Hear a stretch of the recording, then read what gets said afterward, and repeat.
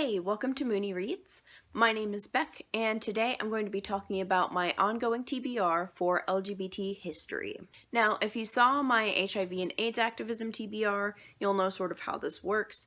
This is sort of a topical TBR that I hope to get to. There isn't necessarily a timeline attached. I would like to get through, or at the very least, to part of one of these books each month, but I'm not going to be putting a hard and fast deadline on anything. Now, all of the books on this TBR are nonfiction. I do read some history books, but there's also a lot of memoirs on this list, as well as a few others that look at social sciences and things like that. So to start off with, I'm going to talk about some of the history books that I'll be reading. First, I have kind of a classic that looks at sexuality more broadly, not just LGBT, but that is The History of Sexuality by Michael Foucault. This is the first volume, and I have read pieces of this. I had a teacher who used it a lot, but I really need to read it from cover to cover. This really talks about kind of how we talk about sex and sexuality. Next, I have The Other Side of Silence, Men's Lives and Gay Identities, A 20th Century History by John Lowry. Like the title implies, this looks at gay history throughout the 1900s. It looks like it's going to hit on a decent amount. I have read some other books that are kind of more focused on a gay history before, but this is one that I haven't really gotten to yet. Next, I have a book that I'm actually hoping to start this month, and that is Odd Girls and Twilight Lovers, A History of Lesbian Life in 20th Century America by Lillian Faderman. This goes decade by decade, looking at different aspects of lesbian culture and talking about it. The next few books that I have are on trans history and are actually written by trans scholars, which is pretty exciting. Those books include Transgender Warriors by Leslie Feinberg. This focuses on different specific figures who were trans or gender variant throughout history, even kind of before we had the language of being trans. Next, I have Transgender History, The Roots of a Revolution by Susan Stryker. This one is a really important book. Now, I have read part of this. I actually used a few chapters to help with the historical framing of my thesis, but I have yet to read it just from cover to cover. And this specifically focuses on trans history in the United States throughout the 19th century. Continuing on with trans history, I have Black on Both Sides, A Radical History of Trans Identity by C. Riley Snorton. So this looks at race and gender and kind of how those oppressions are intertwined in different ways from kind of the middle of the 19th century onward. This book I actually started to read a while back, and it's super fascinating. However, it is pretty dense. Even though it's not the largest book that I have up here, it probably is going to take a little bit to get through. But this is one that I'm really looking forward to reading. The next book that I have, it focuses on history, but it is mostly looking at the 1900s, and a lot of this history is what the author has lived through, but he also pulls from a lot of other sources. So it's not a memoir, but he does kind of situate it within his own lived experience. At least that's my understanding. And that book is Sons of the Movement by Jean Bobby Noble. So this looks at transmasculine history and experience, specifically within the 90s. This was published in 2006. So it, only goes so far. The next book that I have is focused on a specific area and location in history, and that is The Sewing Circle by Axel Madsen. This is looking at Hollywood in the 1920s, specifically talking about sapphic celebrities and the culture around that. The next book that I have focuses on a specific event in history, and that is Tinderbox by Robert Fieseler. This looks at the events of the Upstairs Lounge fire. The Upstairs Lounge was a New Orleans gay bar that was burnt down in 1973 via an act of arson. This is a hate crime that killed dozens of people and doesn't really get talked about a whole lot now. I initially just stumbled upon this event that happened in history when I was researching other hate crimes, and at the time that I found out about it, I found the Wikipedia page and I found some kind of online sources and things like that, but I was kind of disappointed in the lack of information. So I was really excited when I found this book. The paperback came out in 2018, so it was a couple years after I'd initially found out about it. So I was really quick to get this book, and I'm really looking forward to reading it. Next, I have The Stonewall Reader, which is an anthology put together by the New York Public Library. This has a collection of essays that were written before Stonewall and a collection after Stonewall. So this has a number of things from various scholars, but also activists who didn't get a chance to write a whole lot. The next few books that I'm going to be talking about are going to look at different parts of gay history, but they're going to take specific sort of political lenses. The first that I have is Selling Out by Alexandra Chasen. This kind of starts out in the 1990s and moves on. I imagine it's going to touch on things related to rainbow capitalism and the like. And I've actually had this one for a few years. I got it on a trip to San Francisco, funnily enough. So I'm excited to finally get to this. The next two books that I have are both by Urvashi Vaught. The first book that I have is her 1995 publication, Virtual Equality, the Mainstreaming of Gay and Lesbian Liberation. And then I have her more recent book, Irresistible Revolution, Confronting Race, Class, and Assumptions of LGBT Politics. Next, I have Leslie Feinberg's Trans Liberation, which was published in the late 90s. I think that it'll have a lot of important things to say about kind of where they were at the time, which is why I'm putting it in my history list and not just putting it on kind of a gender studies list, which this would also go well in. And it also gives me a reason to read more Leslie Feinberg. Next, I have a couple of books on family, both chosen and actual.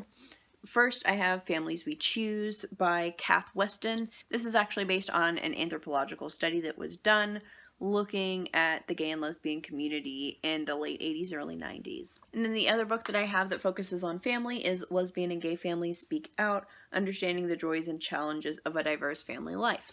So this, I would imagine, is looking more at being a couple and having kids, that sort of a thing, but I imagine it would branch out past that as well. And this is looking at experiences throughout the 90s. This one was published in 1998, whereas the first one that we looked at was published in 1991. The next book I have is similar to Lesbian and Gay Families Speak Out because it is looking at a number of people's experiences, and that is The Last Closet, Lives of Lesbian and Gay Teachers, put together by Rita Kissin. The topic of LGBT teachers is really important because in general, LGBT people have not had job security, but in particular, teachers have been targeted in a lot of anti-LGBT laws. This book was published in 1996, so a lot of the experiences within this book are from the possibly late 80s and definitely early to mid 1990s. Next, I'll be going through biographies, autobiographies, and memoirs that I intend to read. We're going to go roughly in chronological order for this section.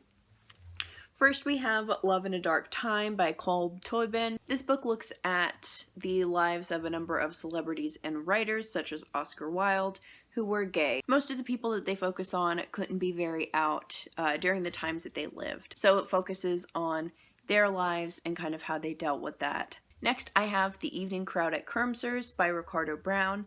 This is a memoir where he talks about his experience being gay in the 1940s. Then I have the autobiography of Christine Jorgensen, who was the first person to have a highly publicized gender affirmation surgery in the United States. I believe a lot of the newspaper stories about her were popular in the 1940s, and she actually received a surprising amount of positive feedback, or I don't really know if positive is the right word, but it at least wasn't negative kind of in a violent way. So she was actually talked about quite a lot. Her story was in the newspaper, she was on talk shows and different things like that, and eventually put out an autobiography about her experience. Then I have We Both Laughed in Pleasure, which is the collection of diary entries from trans activist Lou Sullivan. This talks about his experience from the 60s to the 90s. I imagine it will talk a decent amount about his transition as well as his activism and his experience with HIV and AIDS. Then we have a memoir, Choking on Silence by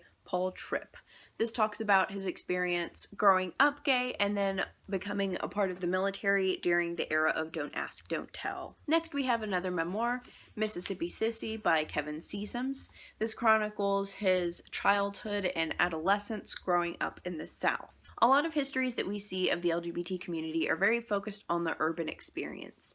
You have a whole lot about people in New York, people in Los Angeles, people in San Francisco, but you don't get a whole lot about the Southern experience. So I thought that it would be good to explore some of that kind of through some of the memoirs that I chose. The next memoir that I have is One More River to Cross by Keith Boykin. Keith Boykin worked in the White House under President Clinton.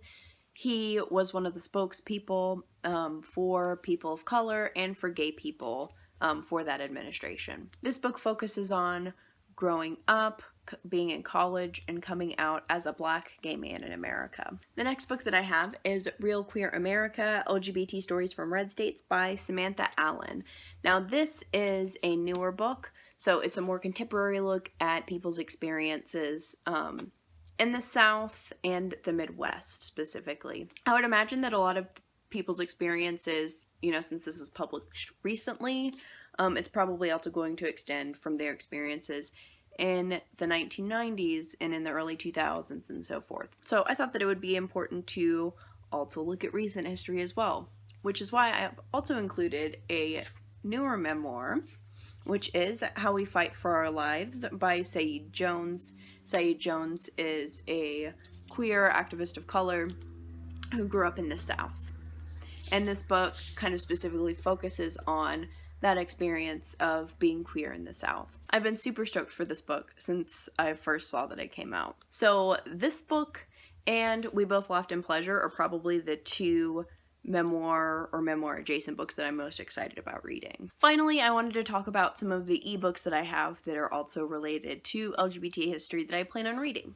All of these books are available on Scribd. The first is The Gay Revolution, The Story of Struggle by Lillian Faderman. The name Lillian Faderman may be familiar because she also wrote Odd Girls and Twilight Lovers. The Gay Revolution doesn't only focus on lesbians, but focuses on gay people as well, and looks from the 1950s up until recent times, around 2015. The next LGBT history book that they have on Scribd that I would like to read is Great Speeches on Gay Rights, which is put together by James Doley.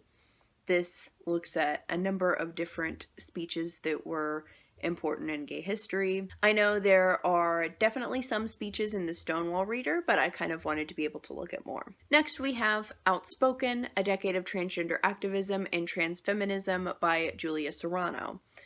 Julia Serano is also the author of Whipping Girl. Whipping Girl is a very important book in gender studies and looking at the trans experience, but Outspoken is specifically about her experience being in the movement and being an activist, how it's shifted kind of from 2000 to now, or until it was published. This was published in about 2016. Next up on the list we have Transgressive by Ricky Ann Wolchkins, and this talks about the shift kind of from the 1990s when you didn't really hear about trans people at all to now when we're actually seeing trans representation in politics and in TV shows and different things like that. And I think this is also sort of situated in Ricky Ann Wolchkins' experience to a certain degree. So I definitely wouldn't call it a memoir, but it's kind of history, but also informed by personal experience. And then the final book that I really want to look at is Queer, a Graphic History by Meg John Barker. And this is history, but it's very much told kind of in a more graphic novel form. I am super excited about that. I've really enjoyed getting more into graphic novel in general, but I've also read a couple of memoirs as well as a history book that are in graphic novel form and have adored all of them. So that is my exhaustingly long LGBT history TBR. These definitely are not the only LGBT books that I had, but they were the ones that I had that either focused on history or I thought would give me insight to a specific part of history. This is by no means a comprehensive list of things that any particular person should read on LGBT history, but if you're interested in some of the same topics that I am, you might like to look into some of these too. Let me know in the comments if you have any other suggestions for books on LGBT history, and also definitely let me know if you've read any of these and what your thoughts on those were. I will be making various videos to update this list when I add books, and also to wrap up once I finish up any of these books. So hopefully the next one that you'll see will be a wrap-up of Odd Girls and Twilight Lovers. There is also kind of a high chance that I will look into Tinderbox sooner than I was planning, so stay tuned for one of those. Regardless, I hope that you got some interesting suggestions out of this, Next month is June, which is Pride Month, and the perfect time to pick up some LGBT history books. So hopefully you'll pick up one of these or some other piece of LGBT literature. As always, thank you so much for watching. Bye!